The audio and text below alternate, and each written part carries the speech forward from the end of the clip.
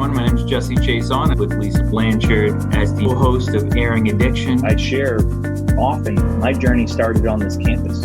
Got sober as a client here, just like you. I really do see phenomenal change. Always hope. I've seen situations that on the surface look impossible become possible. Doing this podcast is to share those recovery stories, be honest about what the challenges are and have some real conversations, but kind of share that out on the airwaves. Welcome, everybody, to today's episode of Airing Addiction. It is September if you're listening live or soon after this is put out into the podcast world, which means it's still Recovery Month. And so we are here to celebrate recovery like we do really with every episode, but we do more episodes in September just to really highlight how important sharing the message of recovery is with the world. So with that, I'm going to, this is Lisa Blanchard. I'm going to turn it over to my co-host, Jesse, and we'll talk a little bit about what we're going to talk about today. Yeah. Thanks so much, Lisa. It is important to talk about recovery, and it is important to talk about people's stories of recovery. We're experiencing some technical difficulties where we were planning to have somebody on to tell their story, but I'm sure everyone listening can empathize and sympathize with technical difficulties in the age of Zoom and everything being social distanced for so long. So if Ralph does join us, we can certainly hear his story of hope. But we did want to do a podcast, and we did want to talk about actually the theme of this year's Recovery Month. Every year there's a different theme, and this year SAMHSA put out a very good theme, a very positive, uplifting theme that we thought it was important enough to talk about for a podcast of every person, every family, and every community. How recovery, how addiction affects every person, family, and community, and then how recovery affects every person, family, and community. So I guess just to start off with every person, it's very easy to lose the focus. And I speak as somebody in recovery. I speak as somebody in the field working in recovery and have been for a few years now. Lisa, I'll catch up to you one day. How many years you've been here? I won't say it on record, but Lisa is a for me and many others here at Spectrum. But it is, even in the field, easy to lose focus on the individual person because it becomes a larger discussion, especially at state and federal levels, of statistics, right? And how many overdose deaths we had. And I was reading a study, really heartbreaking study not too long ago, that they calculated how many years of life were lost during this past opioid pandemic, and it was over 1 million years of life. They averaged the average life expectancy and took the overdose deaths, and it was just really sad and really just heartbreaking to read that. But each one of those people are someone's son, daughter, husband, wife, friend, coworker, mailman, plumber, on and on and on. All the things, right? And in keeping with kind of the theme of Recovery Month and the theme of hope, what strikes me about what you just said, Jesse, is that, the numbers of years of life lost, that's really heartbreaking. It's especially heartbreaking to the loved ones of those we've lost to overdose and to addiction. Treatment providers, we did, a great episode focused on kind of that impact of grief and loss for treatment providers, for communities, for families. But I also think it's helpful to shift that perspective to what recovery can give back, right? And so recovery actually gives back years of life, right, that might have otherwise been lost. And so I also think that that's part of why it's really important often to the recovery community. And I'll ask you to comment on this, Jesse, why it's so important to count the days, the months, the years of recovery, right? That in some ways it's that kind of, you were given back this time that you would have either not been there or not have been present for. So I don't know what your thoughts are on that kind of counting of time. That's a great point, and I don't think I've ever looked at it like that. When I think of a traditional sobriety countdown or counter, there's apps, there's you go to mutual aid meetings and you get coins, but it really, you're right, it really is a representation of life given back, and just because it's fresh in my memory, I'm reminded of a friend, a mentor in recovery, who recently passed in recovery, but due to some other health issues. His name was Craig. And at the service last week, the big theme of the funeral service was what Craig did with his life, the years of life given back to him. He was in recovery well over 2 decades. He came into my life actually through here, and I've shared this on the podcast before. This is actually how I got involved with the podcast. I shared my story. I think it might have even been Recovery Month last year or 2 years ago. It was in September because I remember it was my daughter's birthday. So for Recovery Month 2 years ago. So I shared my story. If you're interested, you can go back and listen to that. But, my story started here at Spectrum, and Craig would come in with a faith community and actually bring his guitar and sing. And his wife came, and it was just a really beautiful time. And, to see what he did with those years that were given back, as we were at the service. And obviously we were very sad because, he passed, and we're telling stories of Craig. It was not lost on me the amount of people that he touched, the line that was out the door for hours at the funeral home with those years of life that he was given back in recovery. And I think that just fits that, like, part of why we do this podcast, right, is to share those stories, to share that perspective, because when you listen to the news or you hear about the opiate epidemic, or there's all these documentaries out now, right, which are needed, right? We need to build awareness about how we got here, right, and hold some folks accountable to how we got here. But so much of that is that negative space and energy, right, and it can make people feel hopeless. Right.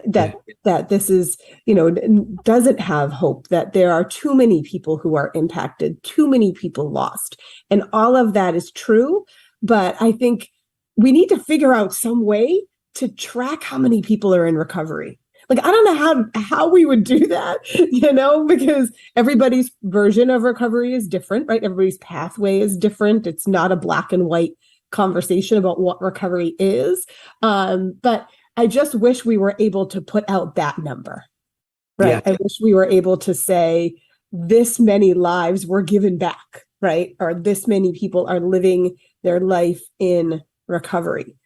Because I think it would change the conversation. Even for those, and maybe you can comment on this, Jesse, from your own lived experiences. Maybe it would, support those that are still in active addiction, right? To just hear the volume, right, that of people that are actually in recovery now. But because when you're in a treatment program, you're in detox, and I know you're, clinical supervisor in, our inpatient detox now, you're surrounded by folks who are in the same spot as you. Mm-hmm. Right. And so whether it's in treatment or in active addiction, that can become your universe. Right. And then when you start to enter recovery, in whatever pathway, whatever community, which is one of the themes, that is part of Recovery Month, you start to build a recovery community and surround yourself with those that are in recovery. So I don't know if you have thoughts about that. Oh, I have plenty of thoughts. And thank you. You gave me an idea for a possible thesis later on in my academic career about somehow formulating an app or a tracker to find all those people in recovery. I mean, I know in my own experience, I think of community, and I think of certain events that I go to yearly, monthly, quarterly, that I know the people in recovery that will be there. Things like, sober campouts and cookouts, sober concerts, even sober softball leagues, and on and on and on. There's if anyone's listening and you think your life is over because you're thinking about, putting down whatever substance and you think you're never going to have fun anymore, you'd be bored. I promise you, there are so many events. It would be impossible to attend them all. Before Lisa and I jumped on here, we were talking about Recovery Month, and I shared that, not a week goes by that I don't see on social media, a half dozen different Recovery Month events all over the state and all over the country.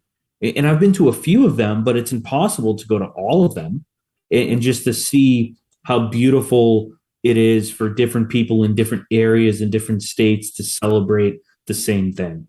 So as far as, I think I got way off track there, but to bring it back, as far as your question, I think about bringing people together and how to form community, it is individual for each other. But I can just share from my own experience that whether it be mutual aid meetings or again, those events that I was talking about, the having fun in recovery, everybody is going to form their own support group and community and stay in touch with them how they feel comfortable.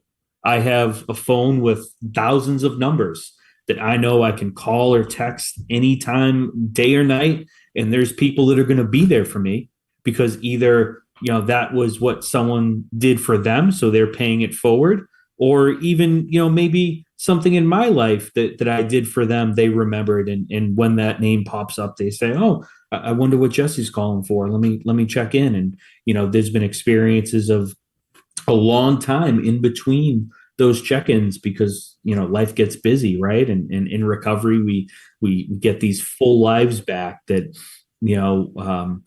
maybe take different priorities and a lot of, I was talking to my wife a while ago about this.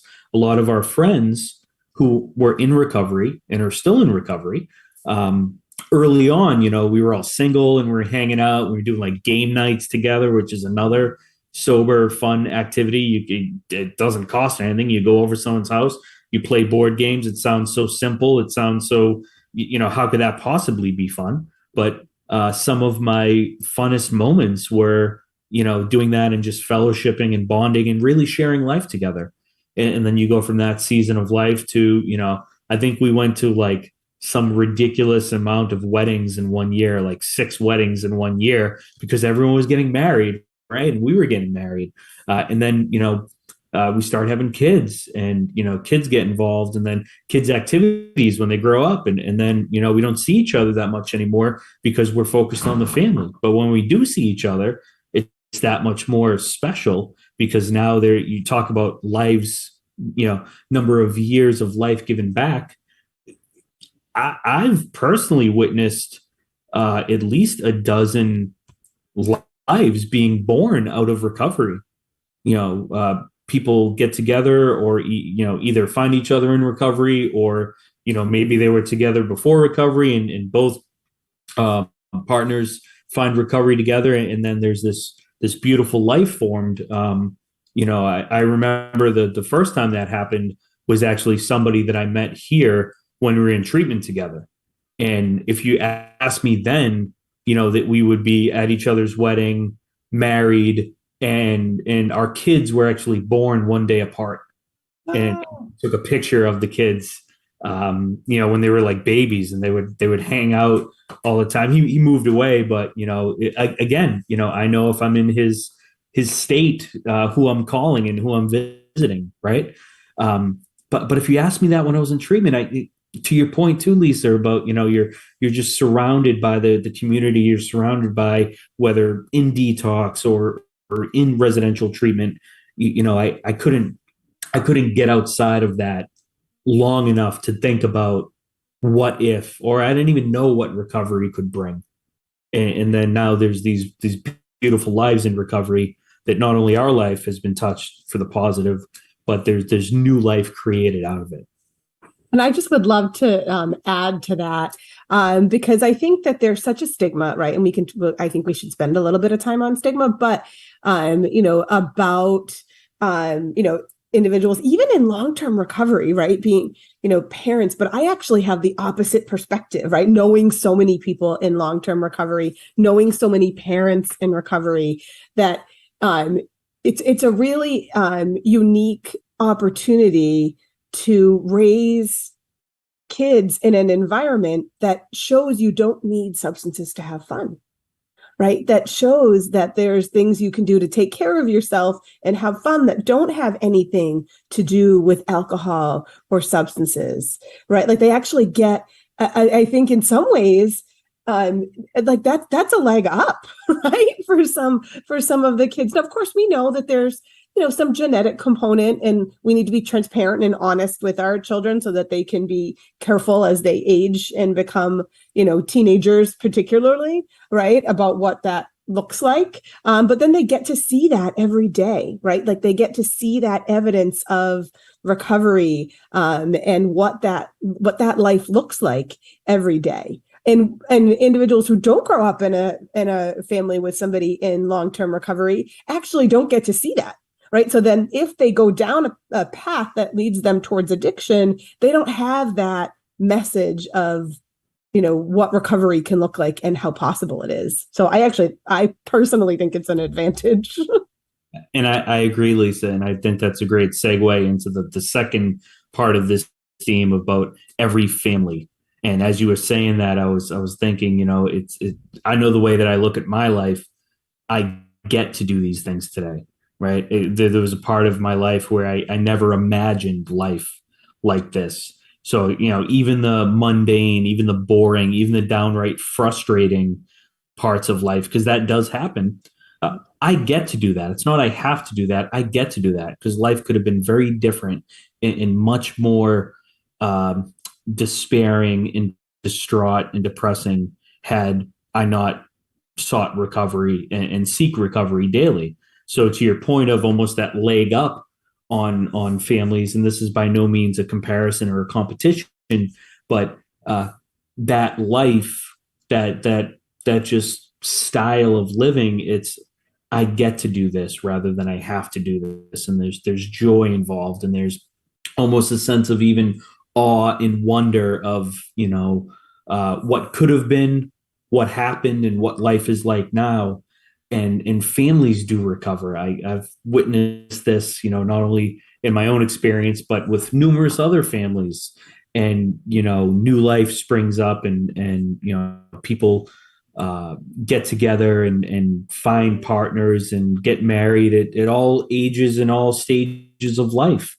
It doesn't have to happen like my experience where, we were, in our 20s and follow that trajectory of, you get married, you have kids, you buy a house, on and on and on. Families do recover. And you're right. It is certainly a teaching lesson and certainly a powerful example to the next generation of a life well lived. Yes, I love that. I really love that perspective, Jesse. So I think your kids are lucky, right? Like they're not just for that message, but of course, because they have you in their lives. And so, I want to talk a little bit more about families. We've talked a lot about the loss, of families. We've had family members on who've had loss or near loss or have had a difficult time. We do run a support group free for the, community across the country, right? So it doesn't matter where you're listening from, but we do offer, a free support group every Wednesday evening. So if anybody is interested in accessing that support, it's a really wonderful format. If folks want to go back and listen to really both episodes that we did with Maureen Kavanaugh from Magnolia, she's got a Facebook group for Magnolia as well. And we were trained in her model on how to support families. And we just offer it because we know that there's just not enough support out there for families. But I also think families need to hear these recovery stories, right? Families need to see that hope. And of course they need real information about the real challenges that they're going through right now with their loved one and that they're scared and all of that as well. But, but they also need to hear those hope stories, right? That it can look different. That it might not always be this way. Yeah. And while this is fresh in my mind, I actually facilitated our Magnolia family group just last night. So we're recording on a Thursday. Wednesday evening at 6 o'clock. We facilitate every week, even through the holidays, especially during the holidays, our free Fast Magnolia family support group. And this topic came up actually. Every week we have a different curriculum. We have a topic that we focus on through a psycho ed piece, usually a PowerPoint of some number of slides that we discuss, and then we have a couple questions to get the discussion going, and then we end with a self-care guided meditation podcast, what have you. And last night's topic was on codependency and enabling, and it actually struck a really powerful conversation between the attendees that I was privileged enough to just witness. I didn't have to say much in it, but just witness the discussion around how important it is to find hope. Families of all walks of life in different stages of recovery attend these. We've been doing this now, Lisa, for over a year. I think we started sometime in 2020. It's all been kind of a blur, but we've been doing this for long enough now where many different families attend in all stages of either recovery or crisis. Family members of current patients with us, inpatient somewhere in Spectrum system, family members of people in long-term recovery. And the beautiful thing is, almost like on another level, we have people on here sharing their experiences in recovery, people in long-term recovery, but almost on another level, the family members share to other family members about their loved ones' experience in recovery, in the hope that brings, multi-generational. And the impact of recovery, right? It doesn't just impact the person. Of course, we want to focus on the person, right? That person has value, has worth, and can do amazing things, just like your friends you had just lost. Jesse, sorry for your loss. But think about all the impact that person had around him, right? That impact that to the family impact, right? So how does that family now benefit from recovery? And then, how does that then ripple effect impact the broader community? Right. So, recovery is not, just about that's why I love the theme, for this year, because it's about the person, but it's also about the person, the family, and the community, right? Every person, every family, and every community. And so it's an important conversation, and one that we need to continue to have, right, to combat that stigma, because unfortunately, I brought it up earlier, stigma still exists, right? There's spaces in which people feel stigmatized, where families feel stigmatized, right? It's a less comfortable conversation to share where your child, for example, is at if they are in active addiction. Whereas we talked about this with Maureen. I remember really clearly, right? That analogy of if you have a sick child, right, and they have a devastating disease like cancer. There's casseroles lining up at the doors. I was just thinking right? that. There's the casserole train, the meal train, the GoFundMe's, all of the things that people come together to support that. But when your child has a devastating disease, and it is a disease of addiction, right, of substance use disorder, where's the meal trains for that, right? I mean, where's the support for that? And that's part of why we really want to offer this support group, because we know that people aren't necessarily getting it, because of their own internalized shame and guilt and the stigma that still is so prevalent in our communities.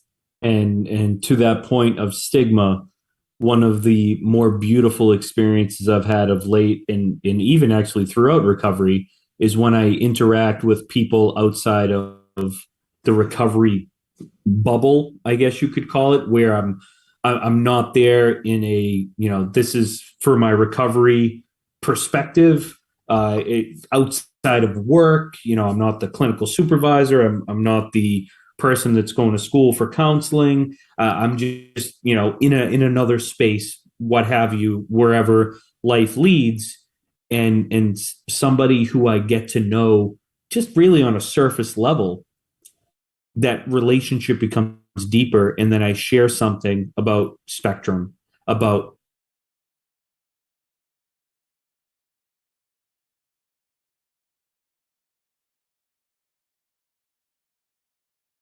school a couple weeks ago. We're just there, and we're in orientation for her kindergarten, and there's a mother who I just happened to see and say hi to, just picking up, dropping off, whatnot.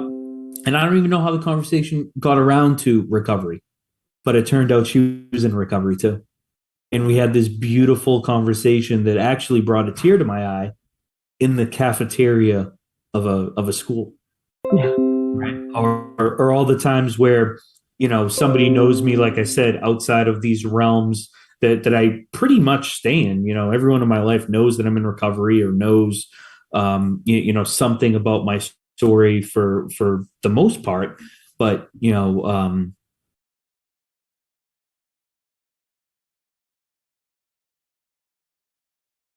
really have much face to face with. We're just talking, and it comes up, and turns out, boom, they share their recovery story. Or in another setting, there was a family who husband and wife, and it never came up. So I also I learned early on from a former director of Spectrum, actually. He said that he was in recovery, and he said recovery is on a need to know basis. We don't have to lead with that, because that's obviously a heavy subject. That's obviously a stigmatized subject. That's obviously a deep subject. So, I don't walk around every day saying, hi, my name's Jesse and I'm in recovery. But when it does come up, like with this husband and wife, they shared that 2 of their children were actually benefited from services here at Spectrum. And one of them is still in the outpatient treatment. So, it touches every aspect of family, to that theme of every person, every family, and every community. And it really, I think that's maybe, and this is just formulating right now, so hopefully I can say this and make some sort of sense, but I think maybe that contributes back to some of that stigma, because it's almost like out of sight, out of mind. If you bring it up, or, you're around people who are uncomfortable with the subject of addiction or recovery, maybe part of that reason is because it's so prevalent that they're afraid that it's going to happen in their family, or their loved one's family. So it's almost like out of sight, out of mind, if that makes Othering. sense. That's for others, right? Not for me. And I think language has so much to do with that. So I wondered if we could spend a couple of minutes just talking about, so one of the things that I like to do, right? I'm not in recovery. I've been in the recovery field for 23 years. Obviously, it's a very big passion of mine, and always will be. But I'm constantly asking myself, like, how can I, beyond the work that I do, right? Beyond what I do for the organization, all of those things, of course, but beyond that, what can I do as an ally to individuals with substance use disorder or in recovery? And the thing that I keep coming back to is language, right? Like reframing language, and just, not without being, condescending about it or difficult about it, but just replacing language when we talk about addiction and we talk about recovery. And so from somebody with a perspective of long-term recovery, I also think it's helpful to just share that language even within the recovery community. That when we're talking about every person, right, is one of the themes here. And I loved what you said, right, about like, you don't just walk around the world saying, hi, I'm Jesse and I'm in recovery, right? You live your life by that, right? And it becomes apparent the closer somebody gets to you, which is excellent. But, you're so much more than that too, right? And so I think that language and that, like, using labels to define the whole person, right? There's not one thing, even recovery, that defines an entire person, right? There's so much more to all of us, right? Regardless of whether you, are in recovery or not, that there's so much more to us than just that, right? And so it's an important piece and might guide someone's life and guide your choices and your sense of community and have it be an extremely important piece, but it's not all of you, right? Exactly. And I'm reminded again, to bring it back to somebody that I mentioned earlier with my friend Craig, who had passed. This actually also came up in his funeral service, in the eulogy, and he was big in his faith community and very involved in various aspects of that. So, long ago, he stopped introducing himself as, "Hi, my name's Craig and I'm an addict." Yeah. He would say, "Hi, my name's Craig and I'm a child of God." Yeah. And you talk about language, talk about stigma, talk about, all that, right? You go from, here's this, "Hi, my name's Jesse, I'm an addict." Yes, I am. And there's a benefit to remembering that, because we hear it all the time. I hear it all the time.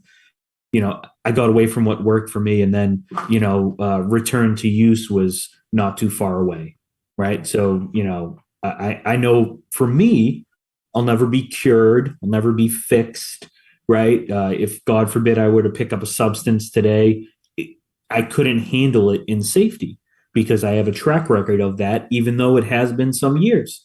And that is as evidenced by the history and the experience of many people that I know who, after a period of years, go back for whatever reason, and it does not end positively.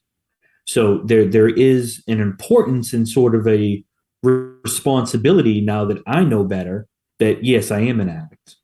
However, to your point, Lisa, that's not all of me, right? We are far more than our disease descriptor. So something like saying I'm a child of God, right? That's a much more broad scope of, I have this connection to a higher power. We talk about higher power, whatever higher power works for you in the mutual aid meetings. I've heard all sorts of different higher powers. One that comes to mind that my friend who has some great recovery, she calls her higher power GUS. And GUS is an acronym that stands for Great Universal Spirit. That's cool. Right? I love GUS. She doesn't know all about GUS. But again, if my higher power was small enough for me to completely comprehend, it wouldn't be big enough to help me. Right. Yeah. So there's this connection to this higher power, and there's some faith involved, just like the faith that I had in a substance. I didn't know on a molecular level what it was going to do to me, but I had some faith that it was going to do what I wanted it to get me out of me, or provide relief or comfort or a coping skill or what have you. So it's changing that faith into something more constructive and positive. And, if that is, identifying as a child of God over an addict, and that works for somebody listening, then go for it. We are much language of shifting from, individuals can call themselves whatever they'd like, right? Like, people have choice. Like, I don't think we get to dictate that for anybody, right?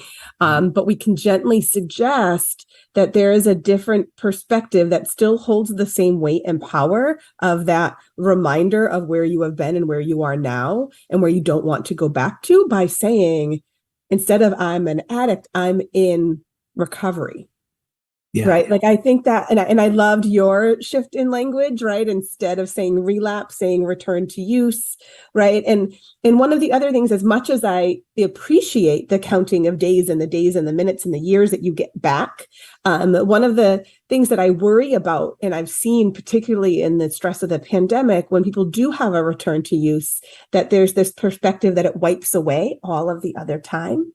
And I wonder if there's ways for the recovery community to shift that, right? Which while still honoring where you're at now, right? Like the days, the months, the years, right? And how that perspective is in the present moment, without wiping away, because often you'll have somebody with years of recovery, right? And then have a return to use, right? That that's just part of their path.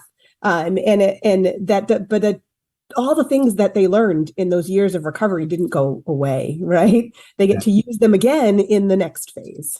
Exactly. And I say often, because this has come up in my experience, it's not like the Men in Black movie, look at this little red light and boop, and you forget everything. It's you're not starting over, you're starting from experience.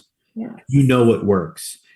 However long it is, however long the recovery was, all that experience is not lost. That tells me whenever I see a person, both professionally or personally, who had a return to use after a considerable amount of time, that tells me, and I tell them that I know you can do this. Right. I know that you are capable of being honest enough with yourself to find recovery, as evidenced by your own experience. Now, of course, there's shame and guilt and all sorts of feelings and emotions to navigate through. But that's where, and I guess this is a great segue into that third theme of community. That's where the community comes in. Relapse, return to use, it doesn't have to be part of recovery. Some people, it isn't. For a lot of people, it is. For a lot of people, they share their experience of, I've been around these halls for X number of days, weeks, years, decades, and I found recovery 20 years after I started, or 5 years after, or whatnot. So the benefit of sharing our stories, sharing our experience, strength, and hope in the community, I've personally witnessed hundreds of times where somebody comes back into recovery after return to use, after a period of recovery, and they navigate that shame and that guilt, and that makes their recovery that much stronger. That makes their recovery even more special. I'm thinking of somebody right now, actually, that painted a mural on the wall right outside that door that's in recovery, that I remember talking to over lunch after coming back from a return to use, and how that the navigation of the shame and the guilt really propelled him to chase recovery. He took a potential stigma or negative situation of, how could I do this? I know better. I have responsibilities. I have to be in recovery for these responsibilities. And he took that and he said, I'm going to chase recovery like I never have before. Yeah. And the evidence is this beautiful life that he's created and now gets to share with others through art. So just one example of hundreds where I'm just comes to mind, because I walk by that mural every day, right? And it's just so much more than paint on a wall. It tells a story. In recovery, we go deep. It's multi-layered, right? Maybe to your original point, Lisa, when we started about, families growing up in recovery might have some sort of advantage as far as, that experience, because we don't shy away from these really sensitive topics, these really, deep topics, because that's just how people in recovery live their life. Right. And being able to talk about it and destigmatizing that return to use that will support that person to get the help that they need, instead of hiding it, right? In that sometimes I've seen that, particularly in the pandemic, where you've got such a strong recovery community, you don't want to let your recovery community down, and it becomes part of your identity. And so then if there is a return to use, it can be that much harder, actually, and sometimes to actually reach out and say, you know what, I need help, right? Because of just what you said, right? With that individual, like, I know this, I should know better. I sponsor other people. I support other people. Like, I know how to do this.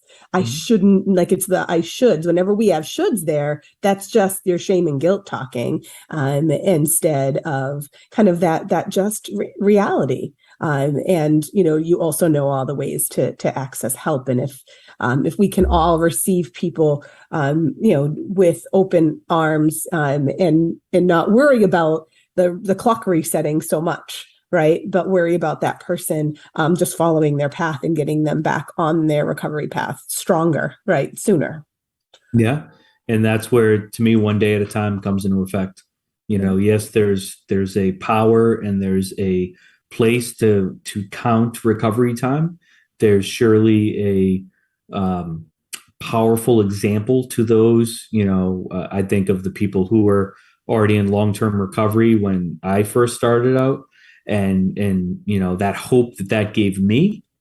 But it's also balanced with just for today. What am I going to do today? The focus on the day. Here at Inpatient Detox, when somebody comes in, whether I've seen them, a multiple amount of times here, or I'm meeting them for the first time, a lot of the times, one of the first things I'll tell them is, I'm glad you're safe. I'm glad you're safe. Whatever situation you just came from, I'm glad that you're getting some help. And that's regardless if they have, had recovery before and then a return to use, or, if this is their first time, or if this is their, umpteenth time seeking treatment. Every time is individual. Every time is, for that day, for that moment, that person wanted to change, and I want to be there to support that change as part of the larger recovery community. And I just wrote down as you were talking, one of the things I think would be really helpful for us to kind of wrap up this recovery month, this podcast with, right, is that's come up several times and was, pretty present in the conversation with Michelle last week on that podcast. But the many pathways to recovery, right, and just that recognition that no one's pathway is the same as someone else's, right? We've said on this podcast, I think I pulled it from a guest and I can't remember who right now because it's been so many podcasts, but it was something like, there's no one way in and there's no one way out, right? Like every person's story is different. And, I think it's definitely worth kind of celebrating the many pathways, right? Whether you choose to be supported in mutual aid groups, whether you choose to do medications, to support your recovery, whether you choose to be on medications long term, right? We've had some wonderful stories on here where that's the case.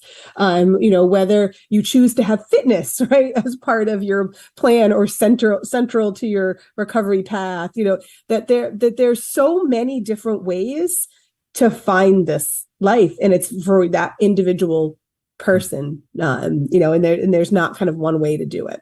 Yeah, I always say there's no one size fits all cookie cutter approach to recovery. So who knows? Maybe you stole that from me. Maybe it was. But, it is true, and you mentioned fitness and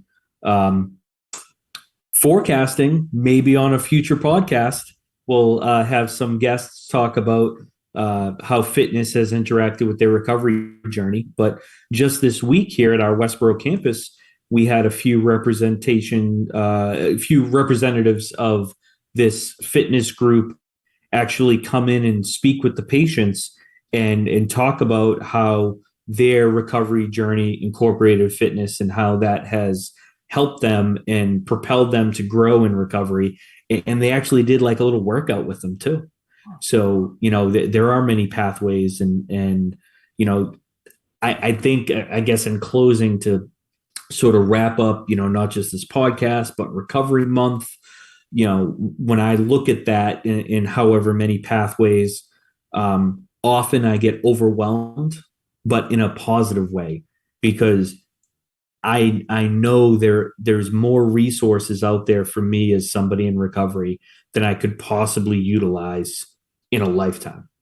I know that there are a multitude of support groups and agencies and events and nonprofits and just on and on and on. I keep saying it on this podcast, but that really is the truth in my experience. There's just an overwhelming amount of positivity and resources that, I know what works for me. But every time I step out of my comfort zone and say, oh, let me try this, right? I might add a piece to what works for me, or explore something else, or I get to know somebody in recovery and, you know, they share a little bit of how they do it, and then I incorporate something. So I guess if anyone's listening that is kicking this recovery thing around, or if you've been in recovery for a while and things kind of got stale or boring, I encourage everybody to really seek the recovery that they want. I promise you it's there. To be a seeker is a constant motivation for me, because I know there's more. I know I can go deeper. I know I can be a better person in recovery. I can care for those in my life more. I can do more like this with the podcast to get the message of hope out. You know, there's always something else out there for us if we seek it. Well, I think that is a wonderful way to wrap up this podcast, to wrap up Recovery Month. You know, we are working on our schedule for, you know, the coming weeks and months, and we'll be bringing lots of great content and podcasts to the community. So please, you know, if you liked this conversation or all of the others, like, subscribe to Airing Addiction, you know, and be part of, you know, sharing that message of hope. You know, tell your friends. You know, if somebody says, "Hey, we have a podcast recommendation," you know, whether you're in the recovery community or not, this impacts all of us. So, thank you all so much for listening today. All right. Goodbye, everybody. Thanks.